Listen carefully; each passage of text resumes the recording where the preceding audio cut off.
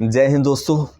तो आपका भाई आपके अपने इस यूट्यूब चैनल पे आपका ज़ोरदार स्वागत करता है। तो आज हम एक बहुत ही इंटरेस्टिंग टॉपिक के बारे में बात करने वाले हैं जो कि रिलेटेड है डेली लाइफ की चीज़ों से।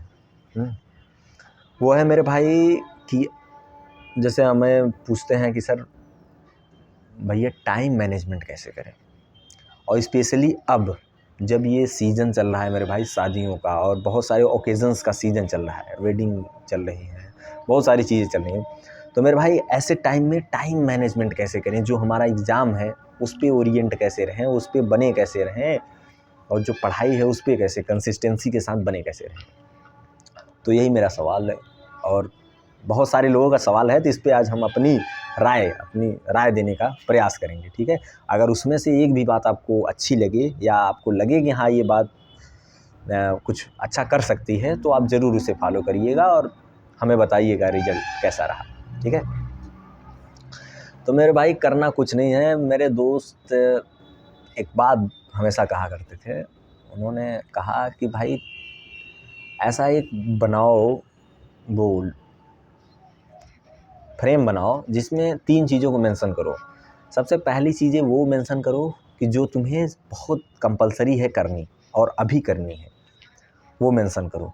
फिर उसके बाद वो मेंशन करो कि जो बाद में किया जा सकता है, वो मेंशन करो। और तीसरा वो मेंशन करो कि जो अगर आप गए तो अच्छा है, नहीं गए तो भी अच्छा है। तो लास्ट में उसको मतलब एक बैकअप ऑप्शन की तरह रखो, ठीक है। तो आपने मेंशन कर लिया, तो अब जाहिर सी बात है आपने मेंशन किया होगा तो वेडिंग को सबसे प्राइमरी रखा होगा। फिर उसके बाद कोई और छोटा मोटा बर्थडे वड्डे वाला ओकेजन्स होगा, उसको फिर सेकेंडरी रखा होगा, और पढ़ाई वाले को टर्सरी में रख दिया होगा, मतलब तीसरे खाने में रख दिया होगा। तो मेरे भाई अगर ऐसा करोगे ना तो बिल्कुल नहीं हो पाएगा। इसलिए जो ये टर्सरी तीसरा खाना था जिसमें पढ़ाई रखे थे, उसको प्राइमरी वाले में लाओ, पहले खाने में लाओ। कि मेरे भाई देखो एक चीज़ और समझो कि जैसे ज़रूरी नहीं है कि आज रोज़ मतलब 6-6 घंटे पढ़ रहे हैं, तो रोज़ 6-6 घंटे पढ़ा जाए। अगर आपको टाइम नहीं है तो एक दिन आप 2 घंटे पढ़िए या 4 घंटे पढ़िए, जितना टाइम मिल रहा है आप उसका रिवाइज़ कर लीजिए।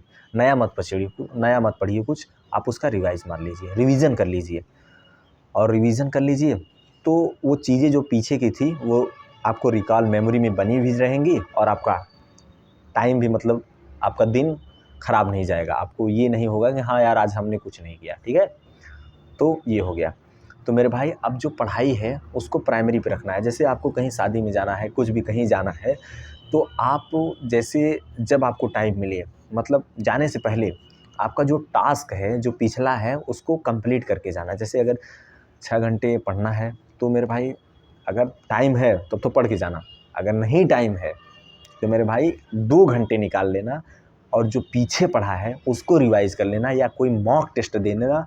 वैकेंट मत जाने देना, उसे खाली मत जाने देना उस दिन को कि किसी आज वेडिंग के नाम पे। अगर हाँ बहुत ज़रूरी है, घर की कोई शादी है या किसी अपने की शादी है, अपने का मतलब क्या ही कहें, तो बहुत ख़ास शादी है, तो भाई टाइम ले लेना, 1-2 दिन लग जाएगा। क्योंकि हम एक मानव जो है ना सर, वो एक सामाजिक प्राणी है और वो समाज से बाइकाट अलग नहीं रह सकता। तो समाज में जो सारी चीज़ें चल रही हैं ना भाई, तो उनमें पार्टिसिपेट होना तो पड़ेगा ही।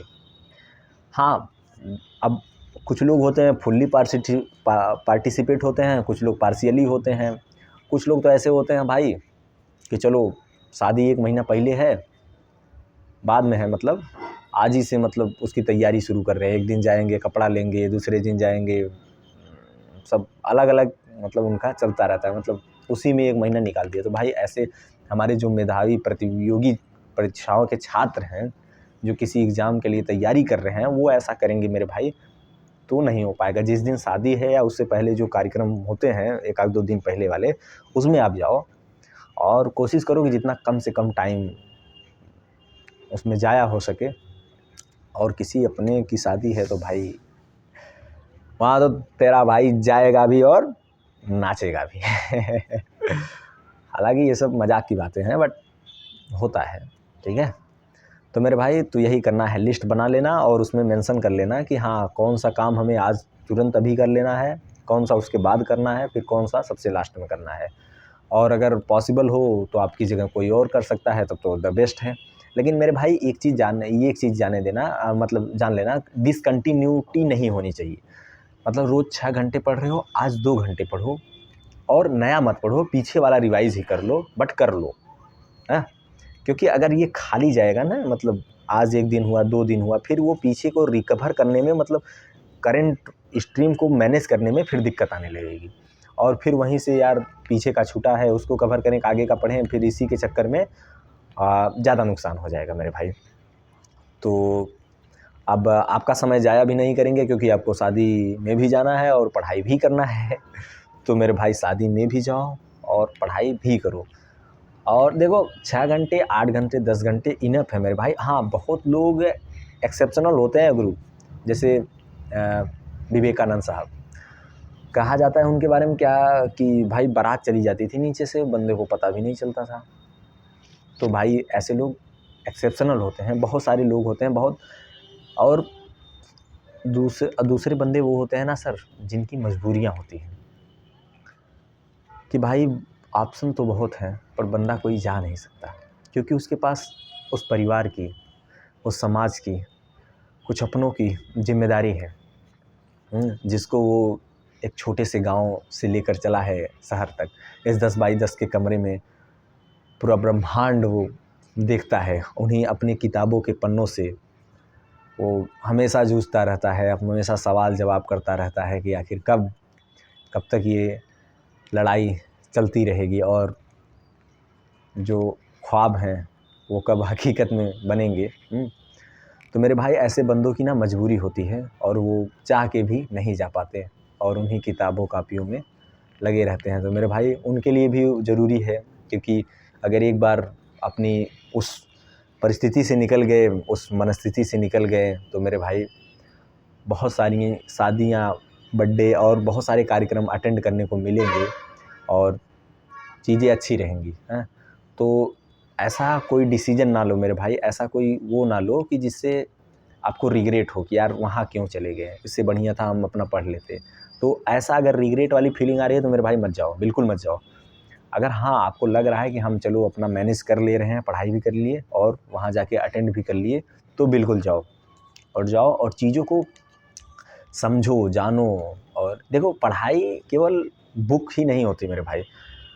देखो अल्टीमेट होना करना क्या है हमें कि ये जो समाज है, एक अच्छा नागरिक बन के समाज को एक सही दिशा देना है। यही हमारा जो पढ़ाई का जो है ये मेन मोटो होना चाहिए, यही हमारा उद्देश्य होना चाहिए।